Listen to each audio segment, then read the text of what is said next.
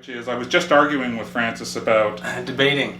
I have it in my head. I have this idea in my head, and I'm sure I'm not the only guitar player who has this idea in their head, that there's got to be an easier way to learn guitar. There's got to be a shortcut to go, that there's got to be...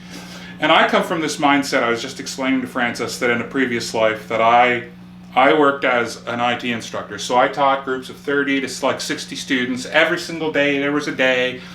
And these were people that had no previous IT experience at all. So I had to come up with clever ways to explain really complicated subjects so that almost everybody would understand. And I did that through coming up with mostly real-world analogies where you could take a complicated subject and say, well, it's kind of like this. It's sort of like something everybody understands that functions like this, and everybody, a little light goes on and everybody said like, oh yeah, okay, that makes sense. And I feel like I haven't come to that with guitar. Like every now and again, I have little aha moments. Mm-hmm. Like I would say every probably third or fourth lesson, I have little aha moments with you, right? Yeah, definitely. I mean, like it's, and that's the way a lot of concepts work. You kind of like wrestle with them. You're like, I don't quite get it. And then you play with it enough, and then finally you get it, you understand it. And it doesn't happen immediately. But yeah, there are some simple ways.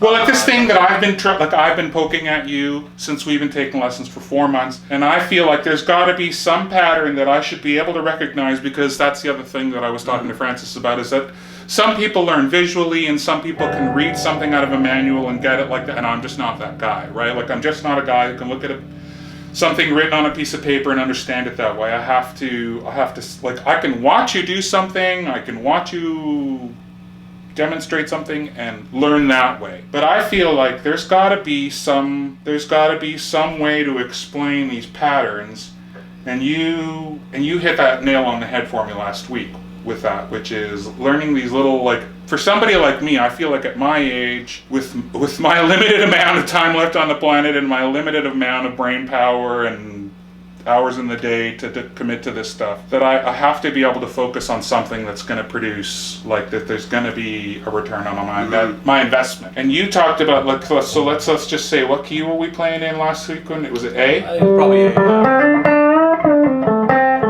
A. So the standard...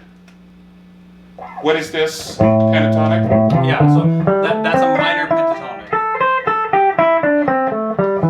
Now the minor pentatonic is what everyone uses, and the reason why they use that is because it works in the most situations. It's the easiest scale to memorize. Right. It works in all the popular guitar music, so blues, rock, and then some pop and some country. And it's the one scale that is the most versatile, meaning it can work in so many different situations. But is it also the one that remains most consistent up and down the fretboard, dependent no matter what key you're in? It depends. I feel like sometimes, like, depending where we are, you say, oh, that's not going to work, or oh, that's not going to, no, you can't do that because you're in this key, or you're trying to do it in major or minor. Oh, it always feels like for every rule, there's a little exception, right? There's for all the rules, they can be broken and bent, okay? But it's good to understand the rules at first, and you can do this by a variety of ways. You can do it by studying, which Nelson does, and a lot of people don't like to do, or you can do by trial and error.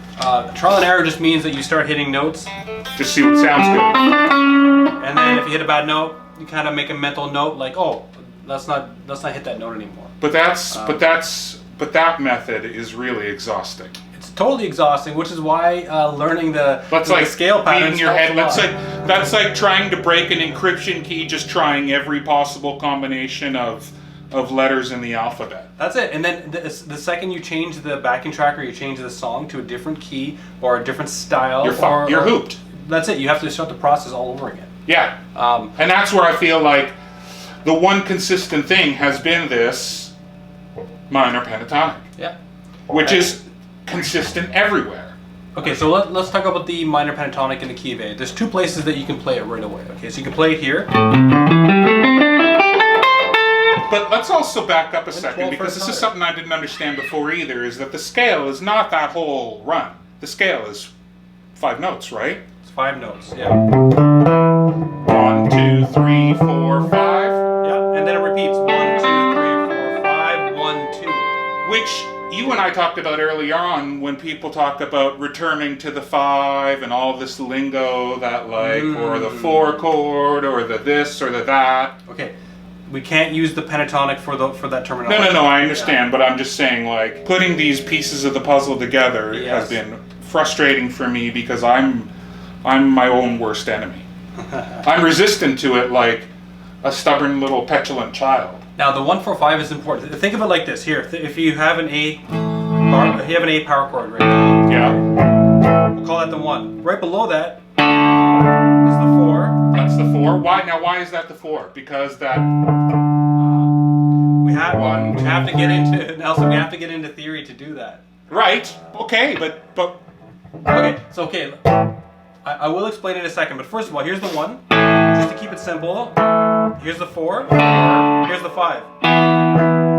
so the basic building blocks of blues. Blues and rock and roll and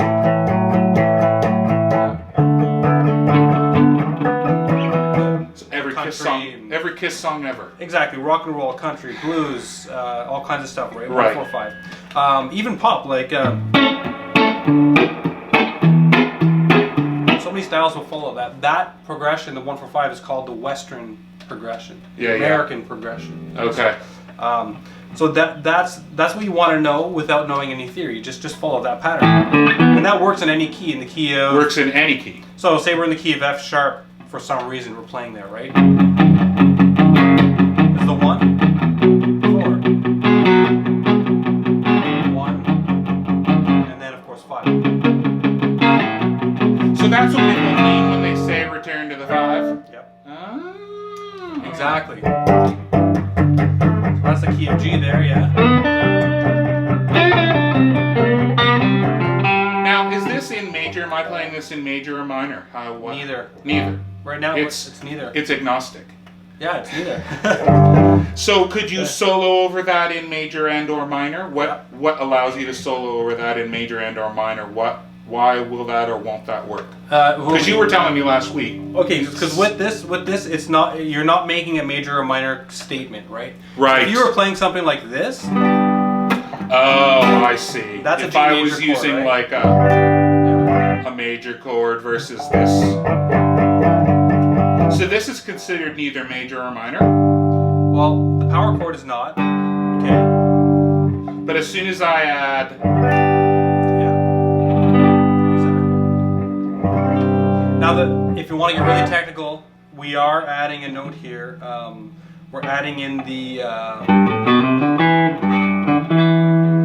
We're adding in what's known as a major 6. So technically, it would count as major, but in the blues rock world, we wouldn't look but at it's that. not like you're playing this chord. I'm not playing this chord. No, we're not. We're playing this chord. This is what's happening. This is just the accent. Yeah. So I can do minor on top of it, or I can do major, which would be like country. I'll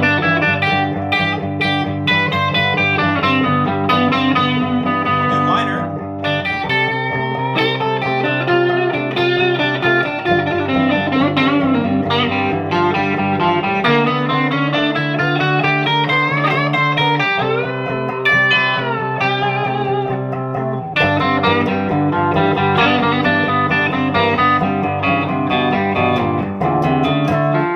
So Oh, is that the Yes. return to the 5? Yes. So here's something simple that I do break down for a lot of my students. There's 3 kinds of blues we can look at. We can look at the standard blues, which is what Nelson and I just did. And with that standard blues, we're mixing major and minor. Okay. Okay, and then there's the strictly minor blues. Why is it strictly minor? Well, it's because there's minor chords being used. Oh, okay. Now, say for like a backing track or a progression like "The Thrill Is Gone," So- or like a lot of Bonamassa songs. Okay, here's a it's B minor. Yeah.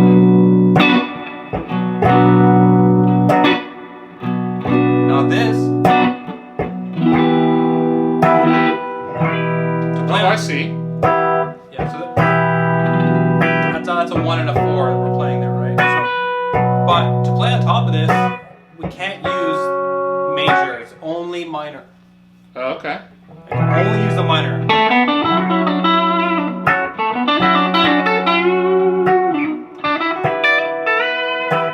That sounds so Joe Bonamassa.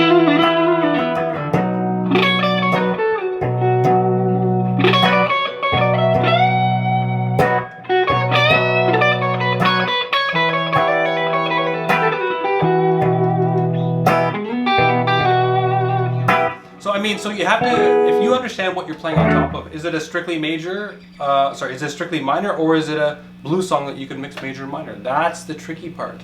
And that's where the minor pentatonic doesn't matter. You just play the minor pentatonic, you're good either way. Yeah, any of those notes are going to work. They're safe, right? Yeah. Let's go back to the A minor pentatonic, okay? So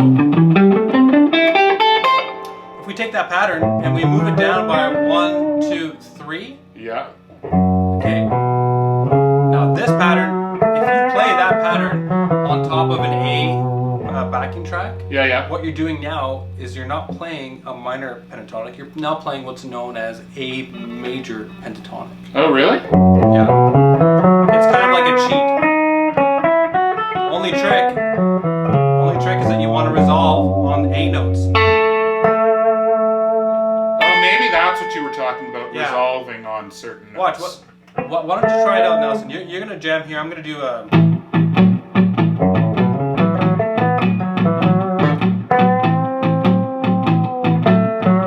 resolve on the A notes, which are... Right.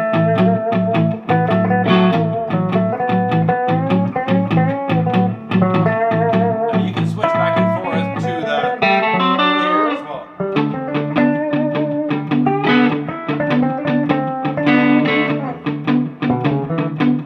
I see where And you're now going you with can go on that. here, yeah. I see where you're going.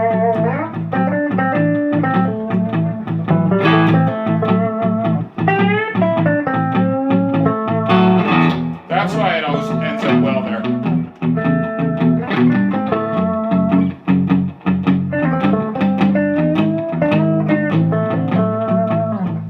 Yeah. I understand what you mean now, because it always ends up like in any of those little runs, you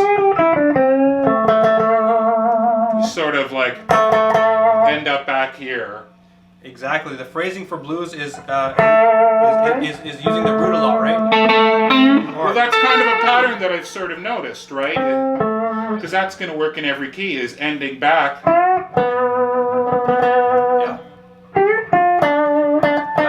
It's going to work in every key. So these are little patterns that I'm like trying to keep track of that make sense. Like, oh, that's going to work in every key. Oh yeah. Because that just happens to be the root note of the key. Yeah, It's exactly. right there. And in Every- one of the blues, it's done a lot. Like you'll see, like But that's good to know that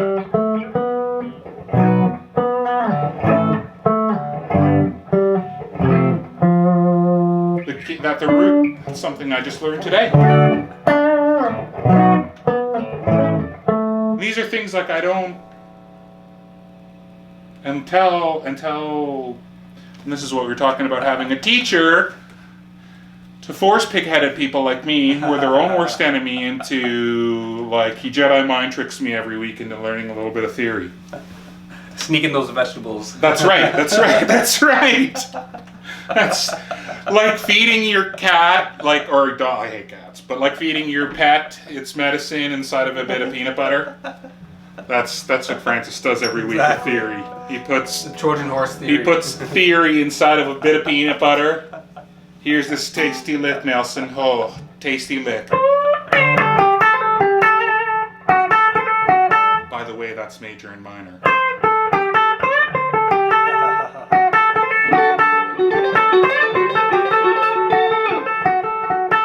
And it's funny, ever since I learned that, I've been watching like on YouTube, and I see that lick everywhere. Oh yeah, it's see that lick so popular. everywhere. Yeah.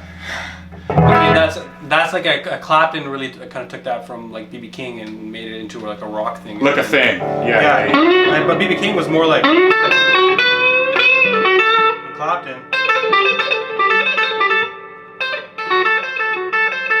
Well, have you seen the video of him with his SG and his long hair, and he's just off his face trying to explain? When he's in cream, he must be in cream then. Yeah. He's just completely off his face with his cigarette running up here and his like zoot suit guitar, trying to explain to somebody. And he's trying to explain, I think, major and minor in his like, oh, I can make it feel like this, and then I could turn down the.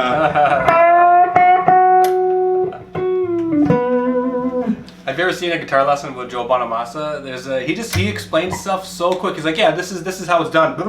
Yeah. Oh, I have to watch it 100 times. What the hell are you talking What are about? you even talking about?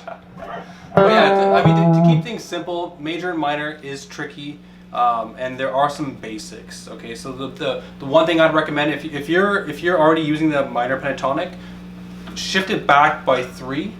Okay, and play it there over the same. So that works in every key? Yep, every single key. So in every key, if let's say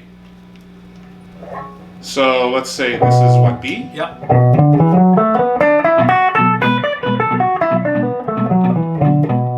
And shift it back by 3, so 1, 2, 3. Oh, it does work. Now you want to resolve though. You want to resolve on a different note. Right, you want to resolve it still on the same root note. Yeah.